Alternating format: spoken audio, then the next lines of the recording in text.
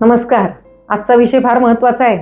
त्याविषयी सध्या भारतात अगदी घराघरात वेगवेगळ्या सोशल मीडिया प्लॅटफॉर्म्सवर खूप चर्चा चाललेली आहे. सगळे म्हणतात की आपल्या आहारात प्रोटीन कमी आहे, विशेषतः भारतीय शाकाहारी आहार प्रोटीनसाठी पुरेसा आहे का? प्रोटीन सप्लिमेंट घ्यायलाच हवं का? जास्त प्रोटीन खाल्लं तर काही नुकसान होतं का? असे खूप प्रश्न लोकांच्या मनात आहेत. चला आज हाच विषय व्यवस्थित समजून घेऊया. अर्हम आयुर्वेदमध्ये तुम्हा सगळ्यांचं स्वागत. मी डॉक्टर स्मिता बोरा, आयुर्वेद कन्सल्टंट. आपल्या प्रत्येक व्हिडिओप्रमाणे या विषयासाठी सुद्धा मी भरपूर अभ्यास केलेला आहे. माझा गेल्या 25-26 वर्षांचा प्रॅक्टिसमधला अनुभव या जोडीला आहे आणि त्यातून आपण समजून घेणार आहोत प्रोटीनचं वास्तव. सगळ्यात पहिला प्रश्न म्हणजे प्रोटीन महत्त्वाचं का आहे? प्रोटीन फक्त बॉडी बिल्डर किंवा खेळाडू किंवा जिम करणाऱ्यांसाठी असतं असा एक गैरसमज आहे. प्रत्यक्षात आपल्या शरीरातल्या प्रत्येक पेशीमध्ये प्रोटीन असतं. आपले मसल्स, आपली स्किन, आपले केस, आपली नखं, एन्झाईम्स, हार्मोन्स, आपली इम्युनिटी, सगळ्यासाठी आवश्यक असणाऱ्या अँटीबॉडीज, या प्रत्येकाच्या निर्मितीसाठी प्रोटीन पाहिजेच. आपण दररोज चालत असतो, उठबस करतो किंवा काही ना काही काम करतो, जिने चढतो.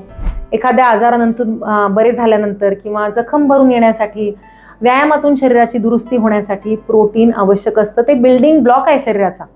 म्हणून फक्त मसल गेनसाठी नाही, तर रोजची रिपेअरिंग प्रोसेस किंवा सर्व्हिसिंग करण्यासाठी आवश्यक असलेला घटक म्हणजे प्रोटीन. आता प्रश्न नंबर 2, प्रोटीन कमी पडलं तर काय होईल? इथे एक महत्त्वाचा गैरसमज आहे की प्रोटीन कमी झालं की लगेचच केस गळायला लागतील किंवा सूज येईल का? पण भारतातली आजची अगदी महत्त्वाची समस्या आहे की वर्षानुवर्ष आपल्याला न जाणवता वाढत चाललेली प्रोटीन डेफिशियन्सी ही 20व्या 30व्या वर्षी समजत नाही, पण 50व्या 60व्या 70व्या वर्षी त्याची किंमत मोजायला लागते.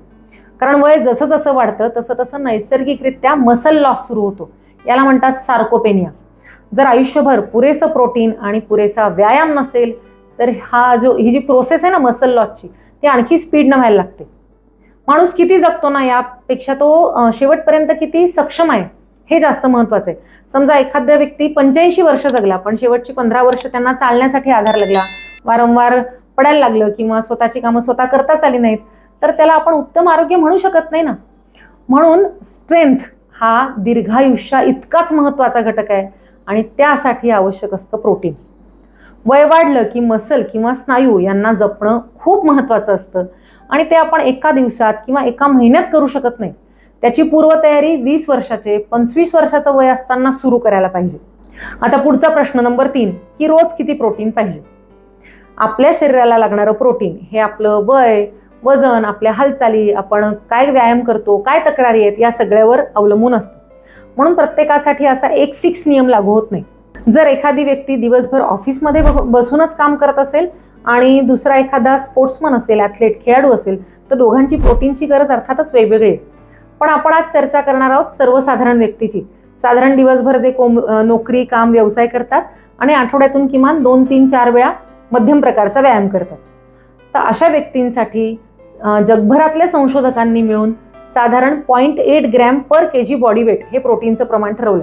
म्हणजे तुमचं वजन आपण 70 किलो धरू तर साधारण 55-56 ग्रॅम प्रोटीन. अर्थात एवढं प्रोटीन हे शरीर व्यवस्थित चालू ठेवण्यासाठी आवश्यक आहे. जर तुम्हाला दीर्घकाळ तुमच्या स्नायूंमधली ताकद टिकवून ठेवायची असेल किंवा मसल गेन करायचा असेल तर यापेक्षा थोडी जास्त आवश्यकता असते. म्हणून सध्या डॉक्टर्सनी 1 ते 1.5 ग्रॅम प्रोटीन प्रत्येक किलो मागे आवश्यक आहे असं मान्य केलेलं आहे. आता पुढचा प्रश्न, भारतीय आहारात खरंच प्रोटीन कमी आहे का? चला तुमचाच रोजचा आहार पाहूया. सकाळी नाश्त्याला चहा चपाती किंवा चहा पोहे हजारो घरांमधला आवडता नाश्ता आहे. सोयीस्कर सुद्धा आहे, सोपा आहे करायला आणि आपल्याला त्याची सवय असते किंवा आपल्याला तो आवडतो सुद्धा. दुपारच्या जेवणात काय असतं? दुसऱ्या तर पोळी किंवा भाकरी, एखादी भाजी आणि वरण भात हे सर्वसाधारण भारतीय जेवण आहे. संध्याकाळी यामध्येच काही बदल असतात किंवा अशासारखाच साधारण मेनू असतो. दुपारी पण चहाची सवय असते बऱ्याच जणांना. मग चहा, कॉफी किंवा मधलं काही खाणं असतं, त्याच्याबरोबर स्नॅक्स असतात. चहाबरोबर बिस्किट, फरसाण किंवा ब्रेड, टोस्ट असं काहीतरी असतं किंवा वडे, सामोसे अशा प्रकारचं काहीतरी 4-5च्या सुमारास खाण्याची सवय बऱ्याच जणांना असते. हे झालं दिवसभराचं आपलं डाएट. म्हणजे साधारण ॲव्हरेज माणूस दिवसातून 4 वेळा काही ना काही खात असतो. प्रमाण कमी जास्त असेल.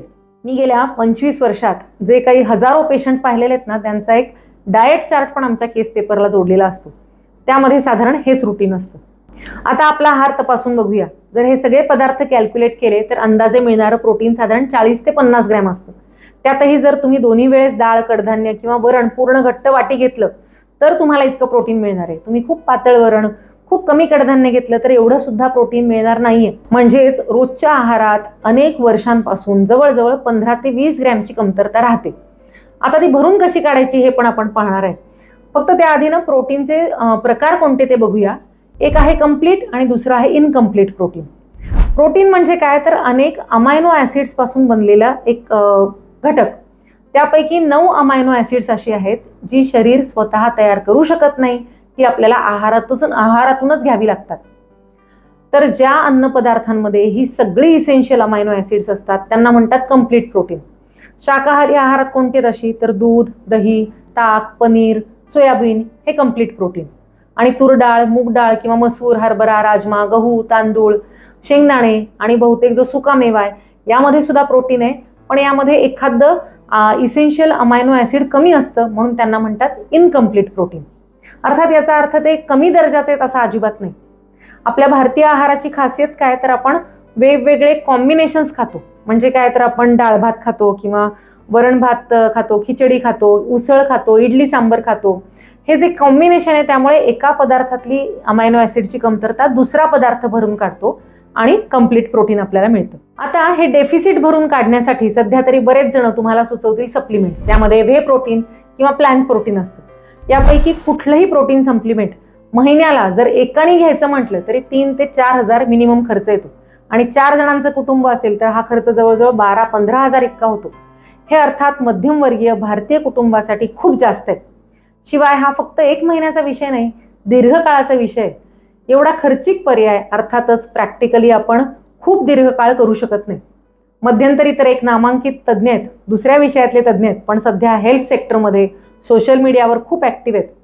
अनेक जण सध्या हेल्थ किंवा आयुर्वेद संदर्भात स्वघोषित तज्ज्ञ तयार झालेले आहेत, ही गोष्ट वेगळी. तर हे महाशय आहेत, त्यांनी एका मोठ्या प्लॅटफॉर्मवर सांगितलं की रोज सप्लिमेंट घ्यायलाच पाहिजे तरच आपली प्रोटीन रिक्वायरमेंट पूर्ण होते. ते म्हणतात की मी स्वतः रोज 3 स्कोप व्हे प्रोटीन घेतो. अर्थात त्यांना ते परवडत असेल कारण एकट्याचाच महिन्याचा खर्च होईल अंदाजे 12 ते 15 हजार. आणि घरात किमान 3 ते 4 माणसं असतील तर किती खर्च होईल, लॉंग टर्ममध्ये हे किती महाग पडेल याचा विचार त्यांनी केलेला नसावा. अगदी खूप उच्च मध्यमवर्गीय भारतीय घरात सुद्धा हा खर्च जास्त वाटेल. तर आता याला ऑप्शन काय तर आपल्या भारतीय आहारातून ही कमतरता आपल्याला भरून काढायची आहे. म्हणून हे खूप महत्वाचं आहे. यासाठी मी काही अभ्यासपूर्वक टिप्स तयार केलेल्या आहेत तुमच्यासाठी. याचा चार्ट पण मी तुम्हाला देईन, त्याचा तुम्ही स्क्रीनशॉट घेऊन ठेवा. आता सकाळचा नाश्ता. ऑप्शन नंबर 1 मूग डाळीचं धिरडं आणि त्याबरोबर दही. दुसरा पर्याय म्हणजे 2 ते 3 इडल्या, घट्ट सांबर आणि त्याबरोबर दही. तिसरा पर्याय बेसनाचं थालपीठ किंवा धिरडं आणि त्यामध्ये तुम्ही काही भाज्या किंवा पनीर ऍड करू शकता. दुसरं दुपारचं जेवण. त्यामध्ये 2 पोळ्या किंवा भात आणि 1 मोठी वाटी उसळ, 1 मोठी वाटी घट्ट वरण किंवा कुठली एक भाजी, 1 मोठा ग्लास ताक किंवा 1 वाटी दह्याची कोशिंबीर. संध्याकाळी मध्ये काही खायची सवय असेल तर 1 मूठ भाजलेले फुटाणे किंवा 1 ग्लास दूध किंवा शेंगदाणे आणि गूळ. आणि रात्रीच्या जेवणात दुपारसारखंच पण थोडा हलका आहार घेऊ शकता तुम्ही. पण यात सुद्धा डाळ किंवा कडधान्य किंवा डाळीचं पीठ हवं. हे वापरून केलेलं थालपीठ किंवा धिरडं आणि त्याबरोबर चटणी किंवा आपण सकाळी जे नाश्त्याचे ऑप्शन पाहिले ते सुद्धा तुम्ही संध्याकाळच्या जेवणासाठी घेऊ शकता. अशा प्रकारे कुठलंही सप्लिमेंट न वापरता आपण दिवसभराच्या नाश्त्यामध्ये साधारण 18 ते 22 ग्रॅम प्रोटीन, दुपारच्या जेवणात 22 ते 25 ग्रॅम, संध्याकाळी 8 ते 10 ग्रॅम आणि रात्री अंदाजे 18 ते 20 ग्रॅम प्रोटीन मिळवू शकतो. म्हणजे दिवसभराची साधारण 65 ते 70 ग्रॅमची गरज पूर्ण होते. स्वयंपाकात आणखी काही बदल आपण करू शकतो ज्यामुळे कॅलरीज वाढणार नाहीत पण प्रोटीन मिळेल. पहिलं म्हणजे गव्हाच्या पिठामध्ये आपण थोडं बेसन किंवा सोयाबीन पीठ मिसळू शकतो, साधारण 20%. पोळीची चव तशीच राहते बरं का.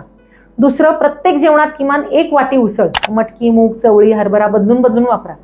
तिसरं, रोज 40 ते 50 ग्रॅम फुटाणे, खूप छान प्रोटीनचा सोर्स आहे. चौथं, चहाबरोबर बिस्किटं खाण्याच्या ऐवजी मग तुम्ही मुगाचं धिरडं किंवा फुटाणे, शेंगदाणे असे ऑप्शन्स जास्त चांगले. आणि 5वं, आठवड्यातून 3-4 वेळा 1 वाटी घट्ट दही किंवा घरी बनवलेलं पनीर किंवा सोयाबीन हे शाकाहारींसाठी प्रोटीनचे बेस्ट सोर्स आहेत. यामध्ये सुद्धा आपण काही युक्त्या करू शकतो. म्हणजे रोजच उसळ, डाळ, आमटी असं बनवण्यापेक्षा कधीतरी कडधान्य शिजवून त्याचा आपण सॅलड करू शकतो, किंवा कडधान्यांमध्ये सगळ्या भाज्या ऍड करून त्याची टिक्की किंवा कटलेट बनवू शकतो. आणि हे प्रकार मुलांना सुद्धा खूप आवडतात. आपल्याला सुद्धा संध्याकाळच्या जेवणासाठी, नाश्त्यासाठी हे पर्याय जास्त चांगले आहेत. थोडक्यात काय, प्रत्येक जेवणामध्ये तुमच्या गरजेच्या इतकं प्रोटीन विभागून जायला हवं. म्हणजे तुमची गरज 75 ग्रॅम पर डे असेल तर प्रत्येक जेवणात अंदाजे 25 ग्रॅम प्रोटीन जातंय का? 25 ग्रॅम प्रोटीन असलेले भारतीय पदार्थ कोणते, म्हणजे आपल्याला आपल्या टेस्टची कॉम्प्रोमाइज करायला लागणार नाही असे पदार्थ तुम्हाला जाणून घ्यायचे असतील तर कमेंट्समध्ये लिहा. पुढच्या व्हिडिओमध्ये आपण असे पदार्थ पाहूया ज्यामधून अशा काही रेसिपीजमधून आपल्याला भरपूर प्रोटीन मिळेल.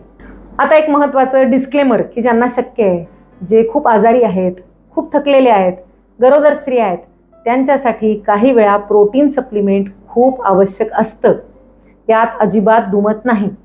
पण प्रोटीन मार्केट अब्जावधी डॉलर्सचा व्यवसाय आहे, त्यामुळे याच्यात मार्केटिंग जबरदस्त होतंय. जसं कधीतरी ना लो फॅटचा ट्रेंड आला बघा, कधी डिटॉक्सचा आला, कधी तृणांकुरचा आला, तसंच आज हाय प्रोटीन ही संज्ञा ना खूप जाहिराती त्याच्या भोवती फिरतात. काही वेळा तर बिस्किटना, चिप्सना, आईस्क्रीमना किंवा चॉकलेटला सुद्धा हाय प्रोटीन म्हणून विकलं जातं. म्हणूनच आपण काळजीपूर्वक आपला भारतीय आहार, आपला घरगुती आहार जर प्लॅन केला तर आपल्याला सप्लिमेंट्सची गरज पडणार नाही, हे तुमच्या यावरून लक्षात आलं असेल. यासाठी आता काय करायचंय तर आठवड्यातून एकदा साधारण 15 ते 20 मिनिटांचं नियोजन करायचंय.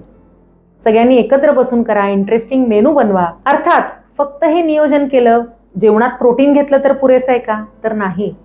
प्रोटीनचा पूर्ण फायदा मिळवण्यासाठी व्यायाम, विशेषतः स्ट्रेंथ ट्रेनिंग, पुरेशी झोप, पुरेसं पाणी आणि इतर घटक सुद्धा खूप आवश्यक आहेत. जर तुम्ही दिवसभर बसून असाल, झोप चांगली येत नसेल तर फक्त प्रोटीन घेऊन तुम्हाला रिझल्ट मिळणार नाही. कारण आरोग्य हा एका घटकाचा खेळ नाहीये, तो अनेक घटकांच्या एकत्रित होण्यामुळे झालेला एक तयार झालेला विषय असतो. आजचा निष्कर्ष काय की जे तुम्ही खाताय ते तुम्हाला फक्त आजच्या दिवसासाठी पुरेसं आहे की पुढच्या 20 वर्षांनी आपल्याला स्ट्रॉंग राहता यावं, आधाराशिवाय जिना चढता यावा, स्वतःची कामं स्वतः करता यावीत आणि आपली ताकद टिकून राहावी, यासाठी पुरेसं आहे का? हा प्रश्न आजपासून स्वतःला विचारायला सुरुवात केली तर या व्हिडिओचं सार्थक झालं असं मला वाटेल. आजचा व्हिडिओ कसा वाटला या संदर्भात तुमची काही मतं असतील, अनुभव असतील तर मला नक्की कळवा. याविषयी तुमच्या काही शंका असतील तर त्यासुद्धा कमेंट्समध्ये नक्की लिहा, कारण खूप मोठा विषय आहे आणि खूप महत्त्वाचा सुद्धा आहे. हा विषय शेअर पण करा, कारण अनेक सुशिक्षित भारतीयांना याची जाणीव नाहीये. भेटूया पुढच्या व्हिडिओतून. शुभम भवतु. धन्यवाद.